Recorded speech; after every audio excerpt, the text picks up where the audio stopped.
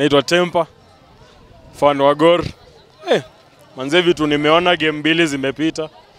Game ya sofa tulicheza tu upuzi, hata hiyo kuangukia draw ilikuwa tu by the way. Hata kama tulinyimwa bao mbili zenye zilikuwa offside, hiyo game bado tulicheza tu upuzi, si ati tulideserve kuwin. Ukiangalia game ya leo, hakuna vile tutacheza CDM wawili. Uangalie as information yetu ije kwa 5-3-5-2.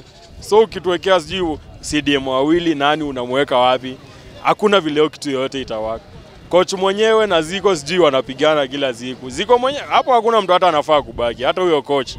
Manze tukienda acha hii game ya cup, tukienda hiyo game ya Gusi, tukicheza hivi Shabana nao watatushughulikia ingine proper mbaya sana. Tuko chini.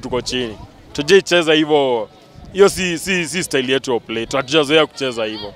So manze ni either wamalize hizo upuzi wako nazo na waamue nani atacheza wapi na nani atakuwa coach wa timu ama nani atapanga mikakati. Otherwise, hii league nayo inatusoka hivyo. Juu already ishaanza kwenda.